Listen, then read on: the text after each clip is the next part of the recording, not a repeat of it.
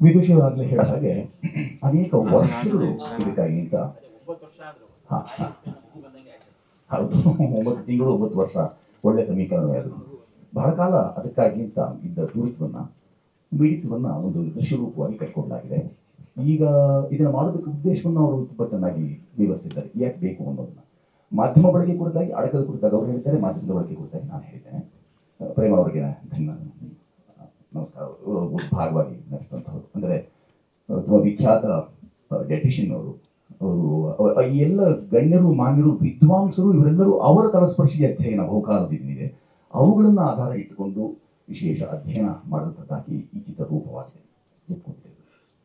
ತ್ರಿಭಾಷೆಯಲ್ಲಿ ಬಿಡುಗಡೆಗೆ ಸಿದ್ಧವಾಗಿದೆ.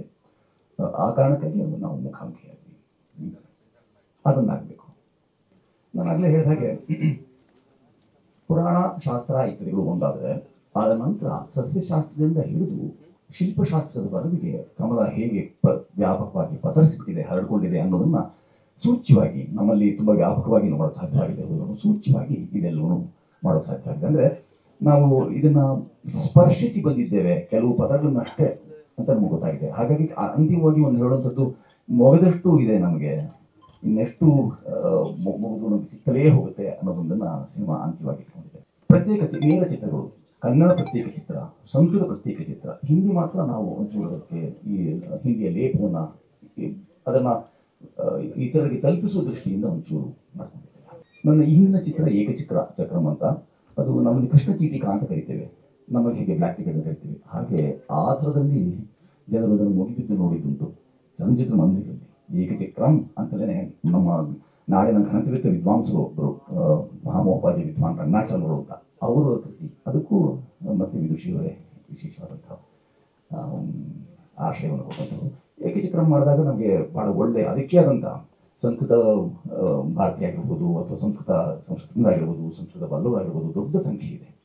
ಇಡೀ ದೇಶದಲ್ಲಿ 5 ಹಳ್ಳಿಗಳು ಕೇವಲ ಸಂಸ್ಕೃತವನ್ನೇ ಮಾತಾಡುವಂಥದ್ದಿದೆ ಅನ್ನೋದನ್ನು ನಾವು ಮರೆತುಬಿಟ್ಟಿದ್ದೇವೆ.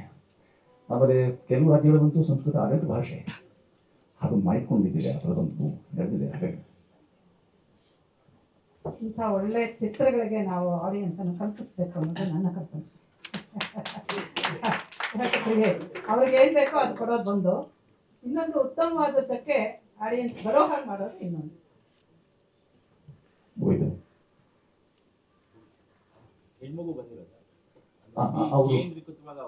ಇದು ಗೀತಗುಚ್ಛ ಆಗಿರೋದ್ರಿಂದ ಅವರು ವೃತ್ತಿನಿರತರು, ಬೇರೆ ರಾಜ್ಯದಲ್ಲಿ ಕೆಲಸ ಮಾಡ್ತಾ ಇದ್ದಾರೆ.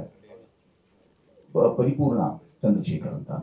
ಇದೊಂದು ಗುರುಕುಲದ ಹಿನ್ನೆಲೆ ನಮಗೆ ಒಂದು ಈ ನಮ್ಮ ಬೆಂಗಳೂರಿನ ಸಮೀಪ ಇರುವಂಥ ಒಂದು ಗುರುಕುಲ, ಮತ್ತೆ ಅಲ್ಲಿ ಬೋಧನಾ ಕ್ರಮ ಇದೆಯಲ್ಲ ಅದು ನಮ್ಮನ್ನು ಬೆರಗುಗೊಳಿಸ್ತು. ಯಾಕೆಂದ್ರೆ ಅಲ್ಲಿನ ಸಂವಹನ ಭಾಷೆಯ ಸಂಸ್ಕೃತ ಒಂದು, ಎರಡನೇದು ಪ್ರಾಚೀನ ಅಂತ ಕರ್ಕೊಂಡು ಈಗಲೂ ಅಲ್ಲಲ್ಲಿ ನಮ್ಗೆ ಕಾಣಿಸಿರುವಂತಹ ಗಾಂಧಾರ ವಿದ್ಯೆ ಅಂದರೆ ಕಣ್ಣಿಗೆ ಬಟ್ಟೆ ಕಟ್ಟಿಕೊಂಡು ಓದುವಂತಹ ವಸ್ತುಗಳನ್ನು ಗುರುತಿಸುವಂತಹ ಇಂಥ ಎಲ್ಲ ಸಂಗತಿಗಳನ್ನ ನಮ್ಮ ಬೆಂಗಳೂರಿನ ಸಮೀಪದಲ್ಲೇ ರಾಮಹಳ್ಳಿ ಶುಭಂಕರೋತಿ ಅಂತ ಒಂದು ಗುರುಕುಲ, ಆ ಗುರುಕುಲದಲ್ಲಿ ನಾವು ಯಾವುದೋ ಒಂದು ಬೇರೆ ಅನ್ಯ ಕಾರಣದಿಂದ ಹೋದಾಗ ನಮಗೆ ಸಿಕ್ಕಂತಹ ಎಲ್ಲ ಬೆರಗನ್ನ ಇದನ್ನು ಹಿನ್ನೆಲೆಯಾಗಿಟ್ಟುಕೊಂಡು ಪದ್ಮದಲ್ಲಿ ರೂಪಿಸಿದ್ದಾರೆ. ಇದರಲ್ಲಿ ಅನೇಕ ವಿದ್ವಾಂಸರು, ಅಂದರೆ ತಾವು ಗಮನಿಸಿದ ಹಾಗೆ ರಾ ಗಣೇಶರು ಅವರು ಶತಾವಧಾನಿಗಳು, ನಾಡಿನ ಮತ್ತು ದೇಶದ ಅಸ್ಮಿತೆ, ಅಂತಹ ಪಂಡಿತೋತ್ತಮರು ತಾವೇ ಗಣೇಶರಾಗಿ ಇದರಲ್ಲಿ ಪಾಲ್ಗೊಂಡಿರುವಂಥದ್ದು. ಮತ್ತು ಅನೇಕ ವಿದ್ವಾಂಸರು ಇಲ್ಲಿ ಅರ್ಜುನ್ ಭಾರದ್ವಾಜರು ಬಂದಿದ್ದಾರೆ. ಈ ಎಲ್ಲ ವಿದ್ವಾಂಸರು ಅವರವರ ವಲಯದಲ್ಲಿ ಅವರು ಎಷ್ಟು ಆಳವಾದಂತಹ ಅಧ್ಯಯನ ಮಾಡಿದ್ದಾರೆ ಅದನ್ನು ಅಧ್ಯಾಪನ ಇಲ್ಲಿ ನಡೀತಿದೆ ಅಂತ ಭಾವಿಸುತ್ತೇನೆ. ಆಳವಾದ ಅಧ್ಯಯನವೇ ಇದಕ್ಕೆ ಸರಕು, ಅದೇ ಅಡಕ. ಹಾಗಾಗಿ ವಿದುಷಿಗಳು ಹೇಳಿದ ಹಾಗೆ ಇದರ ಅಡಕ ಅಷ್ಟು ಸರಳವಾದ್ದು, ಸುಮ್ಮನೆ ಯಾವುದೋ ಒಂದು ಕಪೋಲ ಕಲ್ಪಿತ ಕಥಾ ಹಂದರವನ್ನೇ ಕಟ್ಟಿಕೊಡುವಂಥದ್ದು ಇಂಥದ್ದು ಆಗಿರಲಿಲ್ಲ. ಇದು ವಾಸ್ತವದ ನೆಲೆಗಟ್ಟು ಇದಕ್ಕಿದೆ ಮತ್ತು ಅಧ್ಯಯನದ ಬಹಳ ದೊಡ್ಡ ಸಾಂಗತ್ಯ ಆಗಿದೆ.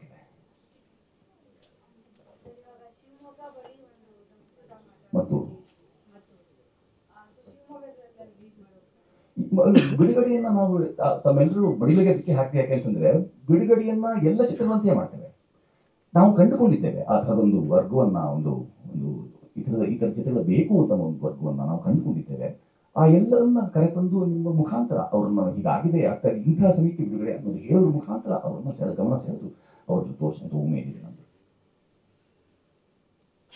ಸಂದರ್ಭದಲ್ಲಿ ಒಂದೇ ಮಾತು, ಕಮಲದ ಮಕರಂದವನ್ನು ಹೇಗೆ ದುಂಬೆಗಳು ಹೇಗೆ ಹೊರಗಡೆ ಎಲ್ಲ ಪ್ರಸರಿಸುತ್ತೋ ಆ ರೀತಿ ತಾವು ಈ ಚಿತ್ರಕ್ಕೆ ಕೆಲಸ ಮಾಡಬೇಕು ಅಂತ.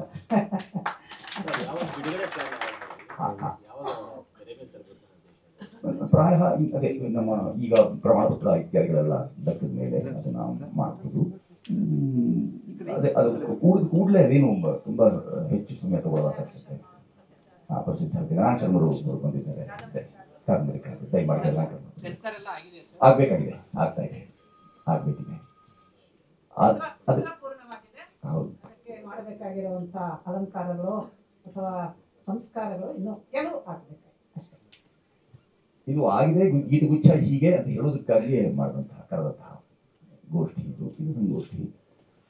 ಕವಿ ಕರೋತಿ ಕಾವ್ಯಾನಿ ರಸಂಜಾನಾತಿ ಪಂಡಿತ ಅಂತ ಹೇಳಿ ಕವಿಗಳು ಕಾವ್ಯ ಸೃಷ್ಟಿ ಮಾಡಬಹುದು, ಅಂದ್ರೆ ಪಂಡಿತರು ಅದರ ರಸವನ್ನ ಅನುಭವಿಸ್ತಾರೆ. ಹಾಗೆ ನಮಗೆ ಮರುದ್ಭವತಿ ಸೌರಭ ಅಂತ ನಾವು ಯಾವಾಗಲೂ ತರುಹು ಸೃಜತಿ ಪುಷ್ಪಾಣಿ ಅಂತ ಹೇಳ್ತೀವಿ ನಾವು. ಮರಗಳು ಕೇವಲ ಹೂಗಳನ್ನು ಬಿಡಬಹುದು, ಆದರೆ ಅದರ ಸುಗಂಧವನ್ನು ಮತ್ತೆ ಗಾಳಿ ಅದೇ ಪಸರಿಸಬೇಕು. ಹಾಗಾಗಿ ನಮಗೆ ಈ ಮರುತ್, ಈ ನಮ್ಮ ಮಾಧ್ಯಮದ ಮರುತ್ ಬಹಳ ಮುಖ್ಯ ಅಂತ ಅನಿಸಿದೆ.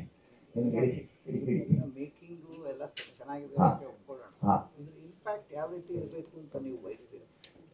ನಮ್ಮ ನೆಲದ ಪಾರಂಪರಿಕ ಜ್ಞಾನ ಇದೆಯಲ್ಲ, ಅದರಲ್ಲೂ ಕಮಲ ಪುಷ್ಪ ಕುರಿತಾಗಿ ನಮ್ಗಿರ್ಬೋದಾದ ಸಡ್ಯಾನಾದ ಗೌರವಗಳಿಗೆಲ್ಲ ಅವು ಪ್ರಾಯ ಹೆಚ್ಚೆಚ್ಚು ನಾವು ಇದೊಂದೇ ಅಲ್ಲ, ಇದೊಂದನ್ನು ನಾವು ದ್ಯೋತಕವಾಗಿ ಕೇವಲ ಸೂಚ್ಯವಾಗಿ ಅಷ್ಟೇ ಇಟ್ಕೊಳ್ತೀವಿ. ಇಂಥ ಅನೇಕ ಸಂಗತಿಗಳಿವೆ, ಮೊಗದಷ್ಟು ಸಿಗ್ತಾ ಹೋಗುತ್ತೆ ನಮಗೆ. ನಾವು ಸ್ವಲ್ಪ ಅಧ್ಯಯನಶೀಲರು, ಅಧ್ಯಯನ ಪ್ರಿಯರಾಗಬೇಕು ಅನ್ನೋದನ್ನ ಇದರಲ್ಲಿ ಸೂಚ್ಯವಾಗಿ ಹೇಳೋಕೆ ಪ್ರಯತ್ನ ಮಾಡಿದ್ದೀವಿ. ಮಾಧ್ಯಮದ ಸದ್ಬಳಕೆ ಅಂತೂ ನಾನು ಆಗಲೇ ಹೇಳಿದಾಗ ಇದ್ದೇ ಇದೆ. ಮಾಧ್ಯಮನ ಈ ಥರದ ಬಳಕೆ ಮಾಡಬೇಕು. ಅನೇಕ ಸಂಗತಿಗಳು ಈಗ ಬರುವ ತಲೆಮಾರುಗಳಿಗೆ ಆಕರವಾದಿದ್ದು, ಅನೇಕರು ಇದರಿಂದ ಪ್ರೇರಿತರಾಗಬಹುದು, ಪ್ರೇರಣಾದಾಯಿಯಾದಂತಹ ಅನೇಕ ಸಂಗತಿಗಳು ಆಗ್ಬೋದು, ಹೆಚ್ಚು ಶೋಧ ಆಗ್ಬೋದು. ಈ ಎಲ್ಲ ಕಾರಣಗಳನ್ನು ಉದ್ದೇಶ ಒಂದೇ, ಘನ ಅಧ್ಯಯನ ಏನಾಗಿದೆ ಅದರ ಅಧ್ಯಾಪನ ಅದೆಲ್ಲ ಇದ್ದೇ ಇದೆ, ಇಂದಿಗೂ ಮಾಡ್ತೇವೆ ಅದನ್ನ. ಅಂದ್ರೆ ಸಾಮಾನ್ಯವಾಗಿ ನಾವಿನ್ನೂ ರಸಗ್ರಹಣಕ್ಕೆ ಇನ್ನೂ ತಯಾರಾಗಿಲ್ಲ. ಆದ್ರಿಂದ ನಮ್ಮ ಜನಸ್ತೋಮವನ್ನ ರಸಪರಿಚಯ ಮಾಡಿಕೊಡದೆ ನಾವು ತಪ್ಪು ಮಾಡಿದ್ದೇವೆ ಅಂತ ಅನ್ಸುತ್ತೆ. ಈಗ ಆ ರಸಗ್ರಹಣ ಈ ಥರದೆಲ್ಲ ಚಿತ್ರಗಳು, ಅನೇಕ ಸದಭಿರುಚಿ ಚಿತ್ರಗಳನ್ನು ಮಾಡೋದ್ರ ಮುಖಾಂತರ ರಸಗ್ರಹಣಕ್ಕೂ ಅವಕಾಶವಿದೆ. ಚಿತ್ರೋತ್ಸವಗಳಲ್ಲಿ ಆ ಥರ ರಸಗ್ರಹಣ ಹೇಳ ಆಗುತ್ತೆ ಅನ್ನೋ ಕಾರಣಕ್ಕಾಗಿ ಆದ್ಯತೆ ಮೇರೆಗೆ ಒಂದು ಮಾಡ್ತೇವೆ. ಏಕಚಿತ್ರಕ್ಕೆ ಅನೇಕ ಅಂತಾರಾಷ್ಟ್ರೀಯ ಪ್ರಶಸ್ತಿಗಳು, ಮನ್ನಣೆಗಳು ದೊರಕಿದೆ. ಇತ್ತೀಚೆಗೆ ಅಹಮದಾಬಾದ್ನಲ್ಲಿ ನಡೆದಿತ್ತು. 200 ಚಿತ್ರಗಳು ಏನೋ ಬಂದಿತ್ತು, 1000 ಚಿತ್ರಗಳು ಬಿಟ್ಟು 200 ದೇಶಗಳು ಅದರಲ್ಲಿ ಬಂದಿತ್ತು ತಮ್ಮ ಚಿತ್ರಗಳನ್ನು, ರಷ್ಯಾ, ಇಟಲಿ ಅಂತಂದ್ರೆ. ನಮ್ಮದು ಒಂದು ಸುಚೇಂದ್ರ ಪ್ರಸಾದ್ ಅವರಿಗೆ ಅಭಿನಂದನೆ ಸಲ್ಲಿಸಿ ಬೆಸ್ಟ್ ಡೈರೆಕ್ಷನ್ ಅಂತ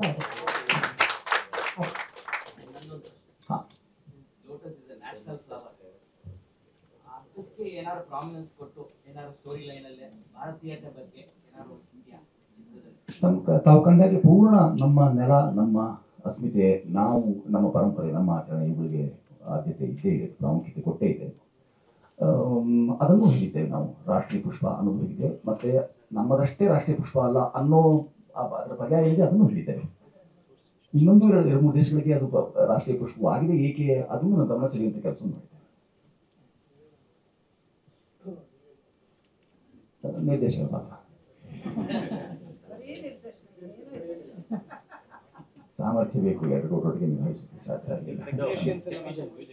ಅದೇ ಈಗ ನಮ್ಮ ಪ್ರಶ್ನೆಗಳು ಮುಗಿದಿದ್ದು, ನಮ್ಗೆ ಕೇಳುವಂಥ ಪ್ರಶ್ನೆ ಏನಿತ್ತು ಅಂತಂತದ್ದಲ್ಲ ಒಂದಿಷ್ಟು ಹೇಳಿದ್ದೀನಿ. ಅದನ್ನ ಬತ್ತೊತ್ತು ಹೇಳಿದ್ದೀನಿ. ದೀಪಕ್ ಪರಮಶಿವನ್ ಅನ್ನೋರು ಸಂಗೀತ ಇದಕ್ಕೆ ನೀಡಿದಂಥವ್ರು, ಹಾಡನ್ನು ಹಾಡಿದ್ದಾರೆ ಮತ್ತೆ ನಟಿಸಿಯೂ ಇದ್ದಾರೆ.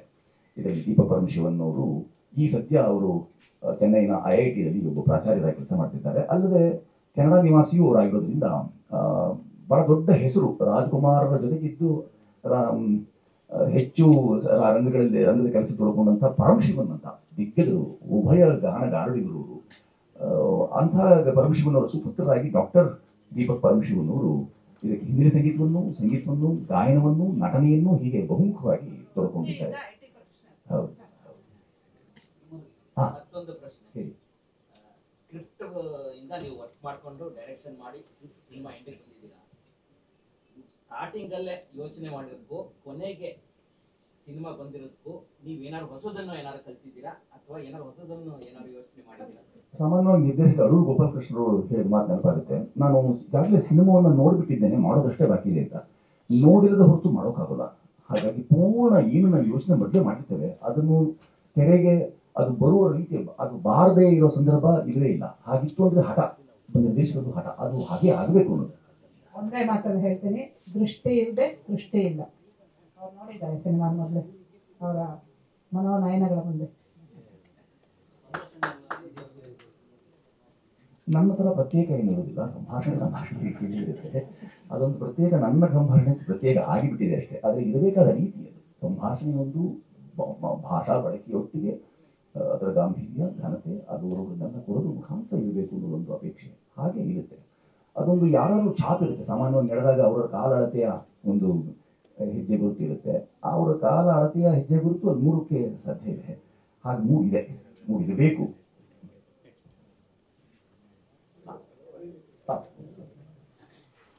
ಯಾರ ಕಡಿಮೆ ಭಯ ಇದೆ ಶುರು ಮಾಡಿ.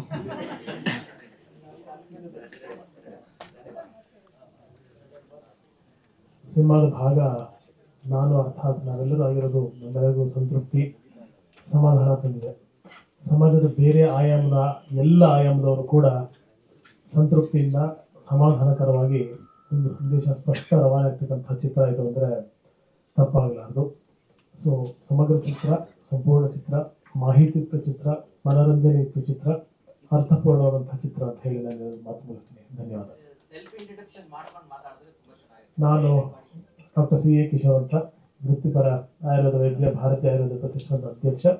ಈ ಸಿನಿಮಾದ ಅತ್ಯಂತ ಅಣುವು ಪುಟ್ಟ ಭಾಗ ಕೂಡ ಹೌದು. ನಮಸ್ಕಾರ, ನಾನು ಗಿರಿಧರ್ ದಿವಾನ್ ಅಂತ, ಛಾಯಾಗ್ರಾಹಕ.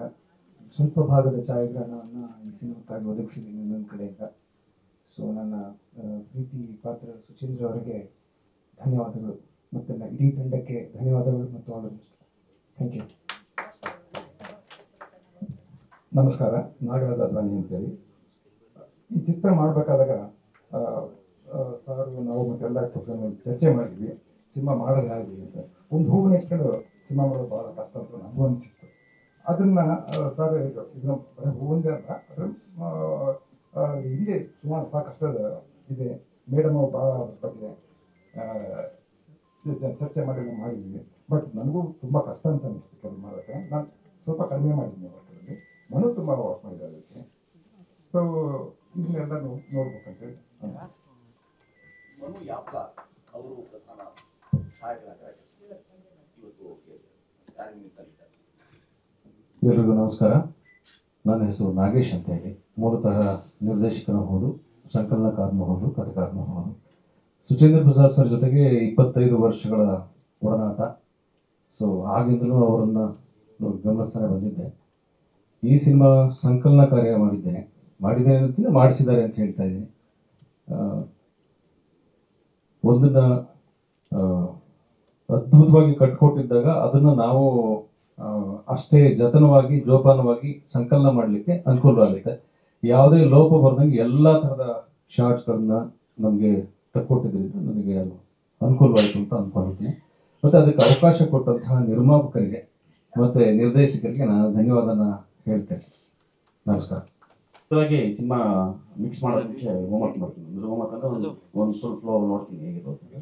ಆಗ ಒಂದು ಪ್ಲ್ಯಾನ್ ಮಾಡ್ಕೊಡ್ತೀನಿ, ಹಿಂಗೆ ಇದನ್ನು ಡಿಸೈನ್ ಮಾಡಬೇಕು, ಸೌಂಡ್ ಡಿಸೈನ್ ಮಾಡಬೇಕು, ಯಾವ ರೀತಿ ಮ್ಯೂಸಿಕ್ ಅಪ್ಲೈ ಮಾಡಿ ಇಂಟ್ರೊಡ್ಯೂಸ್ ಮಾಡಬೇಕು, ಇದಕ್ಕೆ ಯಾವ ರೀತಿ ಡೈಲಾಗ್ಸ್ ಇರಬೇಕು ಅಂತ ಡಿಸೈನ್ ಮಾಡ್ತೀನಿ.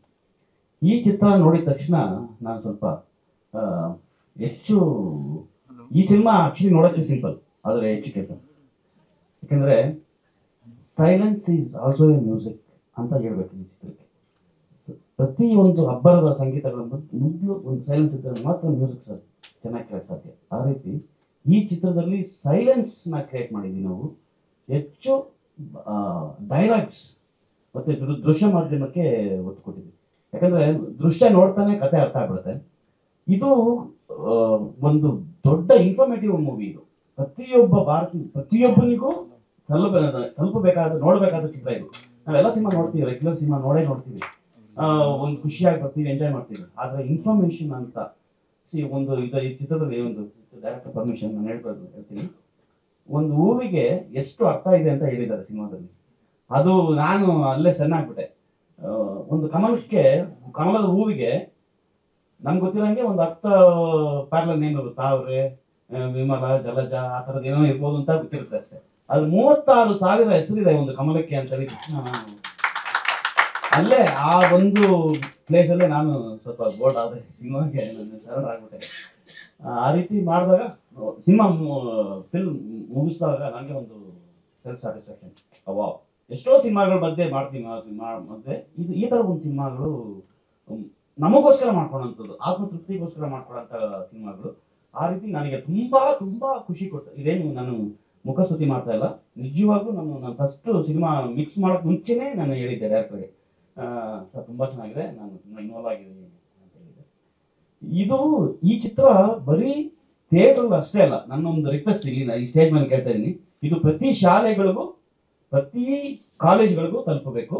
ಇದಕ್ಕೆ ಸಂಬಂಧಪಟ್ಟ ಅಧಿಕಾರಿಗಳು ಇದನ್ನ ಮುಂದುವರಿಸಿದ್ರೆ ಈ ಚಿತ್ರಕ್ಕೆ, ಈ ಪ್ರಯತ್ನಕ್ಕೆ ಒಂದು ದೊಡ್ಡ ಫಲ ಸಿಗುತ್ತೆ ಅಂತ ನಾನು ಹೇಳಕ್ಕೆ ಇಷ್ಟಪಡ್ತೀನಿ. Thank you. ಅವ್ರು ಹೇಳಿದ ಮಾಡೋದ್ರಿಂದ ಮನೆಯಲ್ಲಿ ನಿಮ್ಗಾದ ಜಗಳಕ್ಕೆ ನಾವು ಕ್ಷಮೆ ಕೇಳಬೇಕು. ಮನೆಯಲ್ಲಿ ಇವರು ಮರದಿ, ಅವರು ಬೋಧಕಿ, ಶಿಕ್ಷಕಿ, ಕಮಲದ ಬಗ್ಗೆ ಎಷ್ಟಿದೆ ಅಂತ ಕೇಳಿದ್ರೆ ಅವರು ಒಂದಷ್ಟು ಹೇಳಿದ್ದಾರೆ. ಅಯ್ಯೋ ಗೊತ್ತಿಲ್ಲ 36 ಅಂತ ಹೇಳಿದಾಗ ಮನೆಯಲ್ಲಿ ಗಲಾಟೆ ಆಗಿದೆ, ಅದಕ್ಕಾಗಿ ನಾವು ಕ್ಷಮೆ ಯಾಚಿಸಬೇಕು. ಬಾಬಣ್ಣ ಬಹುಕಾಲದ ಒಡನಾಡಿ, 25 ವರ್ಷದ ನಾಗೇಶ್ ಜೊತೆ ಹಾಗೆ ಜೊತೆಗೆ ಇದ್ದಂಥವರು. ಮಾತು ಸ್ವಲ್ಪ ವ್ಯತ್ಯಾಸ, ಹಾಗಾಗಿ ಮದತ್ರ ಬರೋಣ.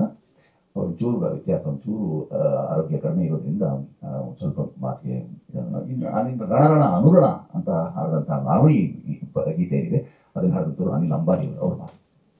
ಶುಭೋದಯ, ಎಲ್ರಿಗೂ ನಮಸ್ಕಾರ. ನನ್ನ ಹೆಸರು ಅನಿಲ್ ಅಂಬಾರಿ. ನಿಷಾದ ಅಲ್ಲ, ರಿಷಭ. ಮಾನ್ಯ ಸುಚೇಂದ್ರ ಪ್ರಸಾದ್ ಅವರು ಸ್ಪಂದನ ತಂಡದಲ್ಲಿ ನಾವು ರಂಗಭೂಮಿಯಲ್ಲಿ ಕೆಲಸ ಮಾಡೋಕೆ ಅವಾಗಿಂದ ಪರಿಚಯ. ನನಗೆ ಈ ಹಾಡೋದಕ್ಕೆ ಒಂದು ಅವಕಾಶ ಕೊಟ್ಟು ನನಗೆ ತುಂಬ ಸಂತೋಷ ಆಗಿದೆ. ಯಾಕಂದ್ರೆ ನನ್ನ ಬಾಲ್ಯದಿಂದಲೂ ಲಾವಣಿಗಳು ಹಾಡೋದು ತುಂಬ ಇಷ್ಟ. ಈ ಸಿನಿಮಾದಲ್ಲಿ ಅದನ್ನು ಬಂದಿರೋದು ನನಗೆ ತುಂಬ ಖುಷಿ ಕೊಟ್ಟಿದ್ದಾರೆ. ಹಾಡು ಕೂಡ ಚೆನ್ನಾಗಿ ಮೂಡಿ ಬಂದಿದೆ. ಇದನ್ನ ಸಂಗೀತ ನಿರ್ದೇಶಕರು ಚೆನ್ನಾಗಿ ಮಾಡಿದ್ದಾರೆ. ಇದನ್ನ ಅವಕಾಶ ಮಾಡಿಕೊಡೋದಕ್ಕಾಗಿ ಸುಚೇಂದ್ರ ಪ್ರಸಾದ್ ಅವರಿಗೆ ಮತ್ತೆ ಬರಹಗಾರರಿಗೆ ಮತ್ತೆ ನಿರ್ಮಾಪಕರಿಗೆ ಎಲ್ಲರಿಗೂ ನನ್ನ ಹೃತ್ಪೂರ್ವಕವಾದ ಧನ್ಯವಾದಗಳನ್ನು ಅರ್ಪಿಸ್ತೇನೆ. ಎಲ್ರಿಗೂ ನಮಸ್ಕಾರ. ನಾನು ಪ್ರಸನ್ನ ವೈದ್ಯ ಅಂತ ಹಿಂದೂಸ್ತಾನಿ ಸಂಗೀತಗಾರ. ಸಿನಿಮಾ ರಂಗಕ್ಕೆ ಪ್ರಥಮವಾಗಿ ಸುಚೇಂದ್ರ ಪ್ರಸಾದ್ ಅವರ ಆಶೀರ್ವಾದದಿಂದ, ಗೆಳೆತನದಿಂದ ಪದಾರ್ಪಣೆ ಮಾಡ್ತಾ ಇದ್ದೇನೆ. ಸ್ವಲ್ಪ ಹಾಡೋದಕ್ಕೆ, ಬರೆಯೋದಕ್ಕೆ ಎಲ್ಲದಕ್ಕೂ ಅವಕಾಶ ಸಿಕ್ಕಿದೆ. ಅದಕ್ಕಾಗಿ ನಿರ್ದೇಶಕರಿಗೆ, ನಿರ್ಮಾಪಕರಿಗೆ ತಮ್ಮೆಲ್ಲರಿಗೂ ಧನ್ಯವಾದ. ನಮಸ್ಕಾರ. ಶಂಕರ್ ಶಾನ್ಭಾಗ್ರು ಹಾಕೊಡ್ತೀನಿ. ಶಂಕರ್ ಶಾನ್ಭಾಗ್ರು ಒಂದು ಹಾಡಾಡಿದ್ದಾರೆ ಮತ್ತು ಒಂದು ಗೀತ ಸಂಯೋಜನೆ ಬಂದಿದ್ದಾರೆ. ಅದರಲ್ಲಿ ಮೈತ್ರಿ ಸಂಸ್ಕೃತ ಸಂಸ್ಕೃತಿ ಪ್ರತಿಷ್ಠಾನ ಗಣೇಶ ದೇವರು ಸಹ ಅವರು ಇದರಲ್ಲಿ ಭಾಗವಾಗಿ ಸಂಸ್ಕೃತಕ್ಕಾಗಿ ಕೆಲಸ ಮಾಡ್ತಿರೋ ಜೀವ. ಎಲ್ಲರೂ ಬಂದಿದ್ದಾರೆ. ವಿದುಷಿ, ವೀಣಾಶಿ ಶಾಲೆಯವರು ಬಂದಿದ್ದಾರೆ. ತುಂಬ ಜನ ಆಸಕ್ತಿ ಬಂದಿದ್ದಾರೆ. ನಮ್ಮ ಸಂಸ್ಕಾರ ಭಾರತೀಯ ಸಂಘಟನಾ ಮಂತ್ರಿಗಳು ರಾಮಚಂದ್ರಜಿ ಬಂದಿದ್ದಾರೆ, ಜಗದೀಶ್ ಬಂದಿದ್ದಾರೆ. ಅವರೆಲ್ಲರೂ ನಾನು ಮಾಧ್ಯಮದ ಮುಂದೆ ನೀವು ಬಂದಿದ್ದೀರಿ, ಹಾಗಾಗಿ ಧನ್ಯವಾದ ಅಂತ ಹೇಳೋದು ಕೆಲಸ ಮಾಡಬೇಕು. ಈ ನಿಮ್ಮ ಸಂಕಲನಕಾರರಿಗೆ ಒಂದು ಪ್ರಶ್ನೆ ಹೇಳಿ.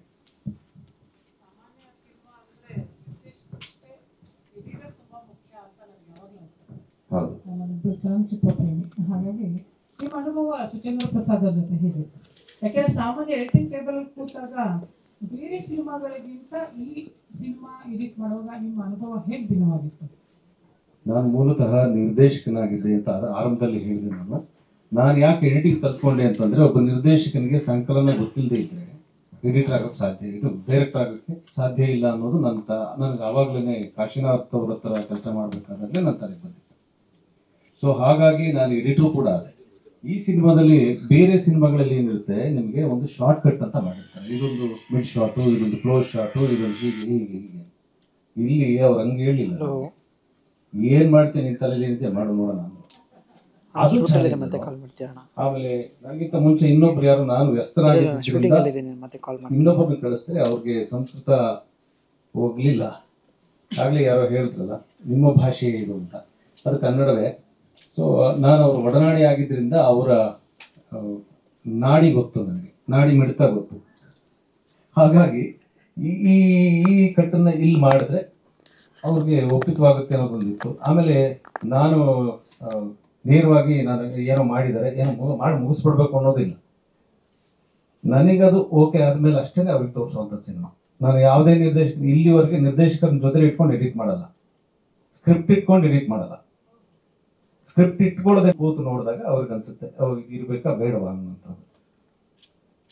ಮುಖ್ಯವಾಗಿ ಎರಡೆರಡು ಭಾಷೆ ಒಟ್ಟೊಟ್ಟಿಗೆ ಕೆಲಸ ಮಾಡುವಾಗ, ಅದರಲ್ಲೂ ಸಂಸ್ಕೃತವನ್ನ ಎಡಿಟ್ ಮಾಡುವಾಗ ನನಗದೊಂಥರ ಚಾಲೆಂಜ್ ಇದೆ. ಧನ್ಯವಾದ. ಥ್ರಿಲ್ಲಿಂಗು ಕೂಡ. SR ಲೀಲಾ ಅವ್ರಿಗೊಂದು ಪ್ರಶ್ನೆ. ಈ ಚಲನಚಿತ್ರ ಮಾಡಕ್ಕೆ ನಿಮಗೆ ಪ್ರೇರಣೆ ಏನು? ಇದ್ರದ್ದು ಹಿಸ್ಟ್ರಿ ತಗೊಂಡ್ರೆ ನಿಮ್ಮ ಸ್ಟಡಿ ಎಲ್ಲಿಂದ ಶುರು ಆಯ್ತು ಅಂತ. ಹಾಗೆ ಇನ್ನೊಂದು ಪ್ರಶ್ನೆ, ಇದು ಒಂದು ಪೊಲಿಟಿಕಲ್ ಆರ್ಗನೈಸೇಷನ್ ಗುರುತಾಗಿರೋದ್ರಿಂದ ಅವ್ರೇನಾದ್ರು ನಮ್ಗೆ ರೈಟ್ಸ್ ಕೊಟ್ಬಿಡಿ ಅಂದ್ರೆ ಕೊಟ್ಬಿಡ್ತೀವಿ. ಮೊದಲು ಮಾಡೋದಕ್ಕೆ ಏನು ಪ್ರೇರಣೆ ಅಂದರೆ ಕಮಲವೇ ಪ್ರೇರಣೆ. ಅದರ presence in various aspects, in various dimensions of Indian culture, art, literature and also civilisation. So answer. ಇನ್ನೊಂದು ರೈಟ್ಸ್ ಗಿಟ್ಸ್ ಎಲ್ಲ ಏನೂ ಇಲ್ಲ. ಆಮೇಲೆ ಇಲ್ಲಿ ಪೊಲಿಟಿಕಲ್ ಆಗಿ ನಾವು ನೋಡೇ ಇಲ್ಲ. ಪೊಲಿಟಿಕಲ್ ಪಾರ್ಟಿಯಲ್ಲಿ 84ರಲ್ಲಿ ಅವರು ಕಮಲ ನಮ್ಮ ಗುರುತಾಗಿ ಇಟ್ಕೊಂಡಿದ್ದು. ನಾವು 8000 ವರ್ಷದಿಂದ ಹೇಳ್ತಾ ಇದ್ದೀವಿ, ಉಪನಿಷತ್ತುಗಳಿಂದ ಬರ್ತಾ ಇದೆ. ಆದ್ದರಿಂದ ಹೃದಯವನ್ನೇ ಕಮಲ ಅಂತ ಹೇಳಿದ್ರು.